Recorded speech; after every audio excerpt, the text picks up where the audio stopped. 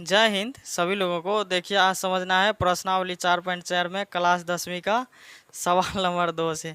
ठीक है, सबसे पहले 2 नंबर से सवाल सोल्व करते हैं। इसमें देखिए बोल रहा है कि निम्न प्रत्येक द्विघात समीकरण के का ऐसा मान ज्ञात कीजिए दो मूल बराबर होंगे।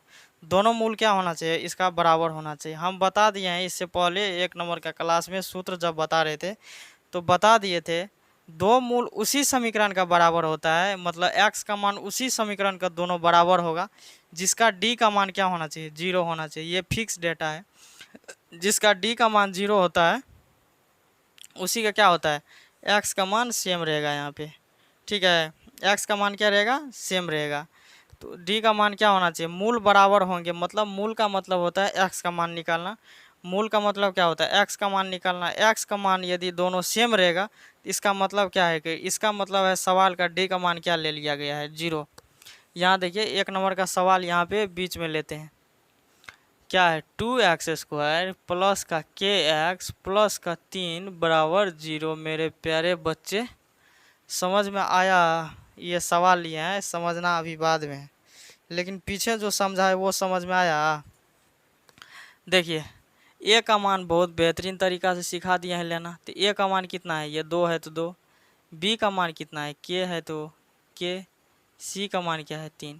बोले हैं कि x² के पीछे वाला मान ए का होता है, x के पीछे वाला मान बी का होता है, सी का मान तो है ये है।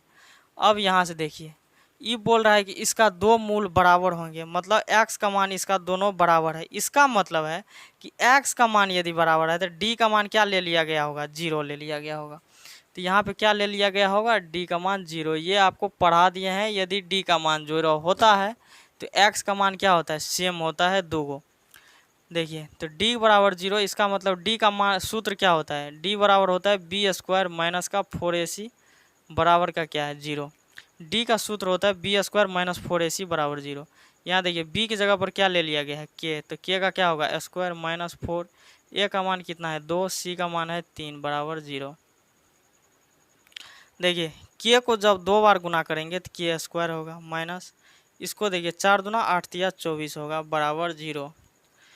तो ई माइनस में जो है इसको उस साइड भेजेंगे तो प्लस में हो जाएगा।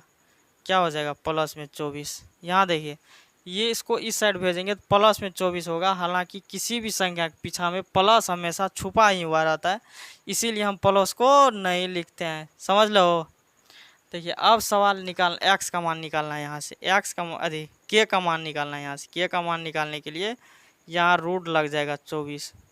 एक बात बोलो बाबू लोग, सब लोग, कि जैसे 5 का स्क्वायर करेंगे तो भी 25 होगा, -5 का स्क्वायर करेंगे तो भी 25 होगा।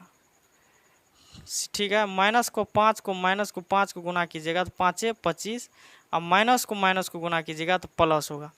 तो इसका मतलब हम कह सकते हैं कि प्लस पे स्क्वायर करने पर भी प्लसे होता है, और माइनस का स्क्वायर करने पर भी प्लसे होता है। तो यहाँ पे समझियो बाबू कि के स्क्वायर हटेगा तो एगो प्लस होगा एगो माइनस होगा। इसलिए क्योंकि के का मान यदि प्लस में √24 है, इसका के स्क्वायर जो हम निकालेंगे तो प्लस का 24 को स्क्वायर करेंगे रूट में तो भी ये 24 होगा। यदि -√24 का स्क्वायर करेंगे तो भी क्या होगा, 24 होगा। इसीलिए स्क्वायर हटने पर अक्सर देखिएगा सवाल में प्लस माइनस लग जाता है। ये यहीं पर नहीं, हर जगह पे यदि स्क्वायर हटा तो मान क्या लग जाएगा, प्लस में और माइनस में। समझ में आया? यदि के स्क्वायर करेंगे, प्लस को भी स्क्वायर करेंगे तो प्लसे में मान आएगा, यदि माइनस का स्क्वायर करेंगे तो प्लसे में आएगा। तो इसी लेकर के स्क्वायर जब हटता है तो प्लस में भी और माइनस में भी दोनों में मान होता है। यहाँ समझ में आया? अब देखिए √24 कितना होगा, निकल करके प्लस माइनस क्या है, रूट का 24। 24 को लॉसा कीजिए, 2 कान से लगेगा 12, 2 कान से 6, 2 कान से 2 3। तो इसका वर्गमूल कितना होगा, 2 गुना 2 गुना 2 गुना 3। ये हो गया गुणनखंड इसका। ठीक है, देखिए 2 गुम से एगो निकलेगा तो 2 रूट, ये बच जाएगा क्या। देखिए जो बेचारा सिंगल रहता है ना, उसका रूट के बाहर आने के लिए कोई अलाउ नहीं यहाँ पे, वो रूट के अंदर ही रहे। लेकिन जो 2 गो है वो निकल सकता है। जो 2 का है वो अपना बाहर आएगा, जो अकेला है वो वहीं रहेगा यहाँ पे। देखिए तो ये 2 को 2 है तो एगो निकल जाएगा, एगो 2 एगो 3 बेचारा सिंगल सिंगल है तो दोनों यहाँ पे फंस जाएगा। 2 से 3 को गुना कर दीजिएगा 6, तो एगो प्लस में मान होगा, एगो माइनस में, तो एगो 2√6 आंसर होगा, एगो माइनस का 2√6, क्योंकि ये प्लस में हो गया ये माइनस में, तो दोनों मान क्या हो गया यहाँ पे प्लस और माइनस में। ठीक है, सभी लोग उतार लिए यहाँ पे, समझ गए होंगे। अब लेते हैं सवाल नंबर 2 का। सब लोग को समझ में आ रहा है कि नहीं? आता ही होगा, हम समझा रहे हैं, आप लोग को समझ में नहीं आएगा, ये तो इतिहास में नहीं लिखा है। देखिए 2 नंबर का सवाल क्या है, के एक्स कोष्ट में है x-2 प्लस का 6 बराबर 0 है। आया समझ में? अब देखिए के एक्स से इसमें गुना करना है, गुना कीजिए, के से एक्स में गुना कीजिएगा तो एक्स से एक्स में गुना कीजिएगा तो के एक्स स्क्वायर माइनस 2 से के में कीजिएगा 2kx प्लस का 6 बराबर 0। देखिए सवाले बोल दिया है कि दोनों क्या है, मूल बराबर है। यदि दोनों मूल बराबर है बाबू लोग, तो इसका मतलब है कि डी का मान क्या है, 0 है। यदि दोनों मूल बराबर है तो इसका मतलब है डी का मान क्या है, 0 है। तो यहाँ पे हम कह सकते हैं कि इसका डी का मान क्या है, 0 है।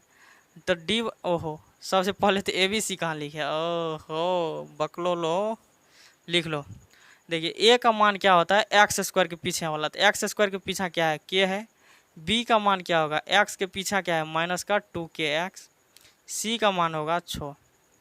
ठीक है, अब देखिए इसका मतलब कह सकते हैं कि डी बराबर 0 है। डी का सूत्र होता है बी स्क्वायर माइनस का 4ac बराबर 0। बी का मान देखिए कितना है, माइनस का 2kx, माइनस का 2kx का स्क्वायर माइनस 4, ए का मान कितना है के, सी का मान कितना है 6 बराबर का 0। अब इसको जो होल स्क्वायर किया है तो इसका 2 बार गुना होगा, तो 2 दुना कितना होगा 4 के स्क्वायर एक्स स्क्वायर माइनस 4 छाका 24 के बराबर 0।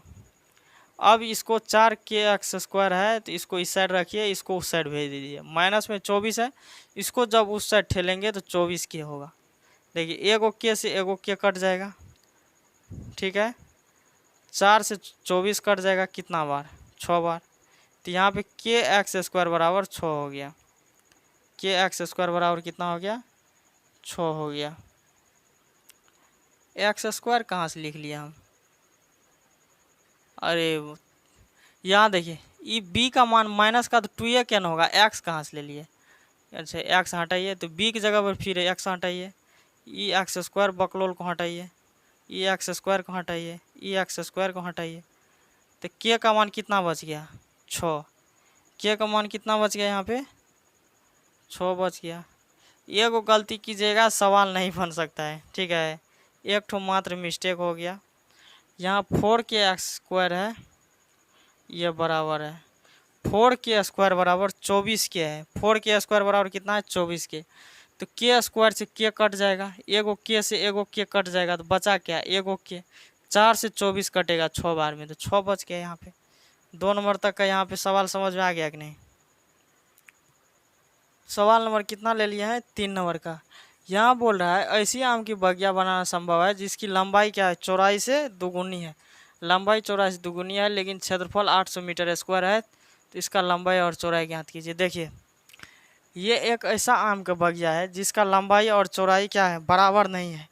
यदि बराबर होता तो वो वर्ग हो जाता है। इसमें स्पष्ट क्या दे दिया है, लंबाई चौड़ाई से क्या है, दोगुना है। तो इसका मतलब हम ये कह सकते हैं कि लंबाई और चौड़ाई किसका बराबर नहीं होता है, तो आयत का नहीं होता है। लेकिन वर्ग का क्या होता है, लंबाई और चौड़ाई दोनों बराबर होता है। समझ में आ गया कि नहीं। इसका क्या होता है, लंबाई और चौड़ाई बराबर नहीं होता है, तो इसका मतलब ये क्या है, आयत है। इसका मतलब क्या है, आयत है, आयत है, ठीक है। आयत का क्षेत्रफल कितना दे दिया है 800 मीटर। इसका जो पूरा एरिया है इसका अंदर का वो कितना है 800 मीटर स्क्वायर है। समझ आ गया। आम की बगिया की लंबाई क्या है, चौड़ाई से दोगुनी है, तो माना कि लिख लेते हैं। न तो हमको लंबाई पता है न तो हमको चौड़ाई पता है, बस ये पता है कि लंबाई जो है चौड़ाई से दोगुना है, तो ये क्या बन गया आयत। तो हम तो ये आयतें लिखेंगे क्योंकि हमको ये पता है कि आम का बगिया आयत है कि वर्ग है। तो आम का बगिया मेरा कौन चीज़ का है? आयत का है। तो यहाँ लिख लेते हैं माना कि आयत की देखिए लंबाई जो है चौड़ाई से दुगुनी है। तो इसका मतलब चौड़ाई तो कुछ पता चले तब तो लंबाई को दुगुना कर देंगे। यदि हमको चौड़ाई नहीं पता चलेगा तो लंबाई को हम कहीं से दुगुना कर पाएंगे? इसीलिए हम पहले कौन चीज़ मालूम कर लेंगे? चौड़ाई। तो आयत की चौड़ाई क्या होगा? एक्स मान लेते हैं, क्योंकि हमको कुछ दिया ही नहीं है तो मीटर में होगा। चौड़ाई हमको कुछ दिया नहीं है तो क्या मान लेंगे? X metre.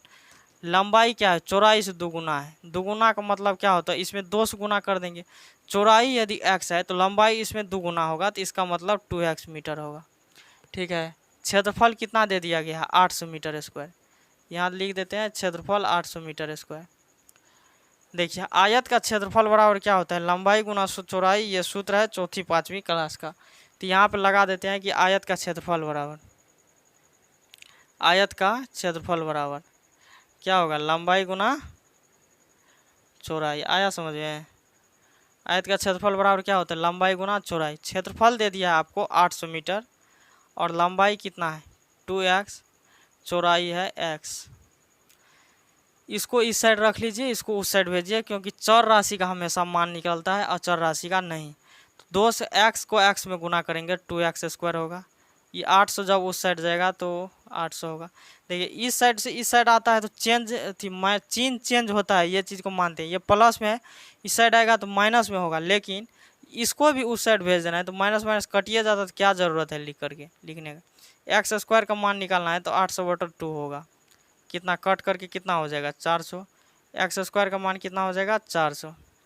यहाँ से x का मान निकालिए। हम बता दिए हैं कि स्क्वायर निकालने के लिए प्लस माइनस क्यों लगता है। तो x का मान निकालने के लिए प्लस का माइनस लग जाता है 400। तो इसीलिए x बराबर क्या होगा? एगो प्लस में 20, एगो माइनस में 20, क्योंकि 400 का वर्गमूल होता है 20 गुना 20। ठीक है। तो 2 गुम से एगो निकल जाएगा यहाँ पे, एगो प्लस में 20, एगो माइनस में 20। ये समझा दिए कि प्लस माइनस क्यों लगता है यहाँ पे। समझ आ गया? तो आप लोग को ये सवाल नंबर कितना था? 3। सवाल नंबर 3 समझ में आ गया सभी लोगों को?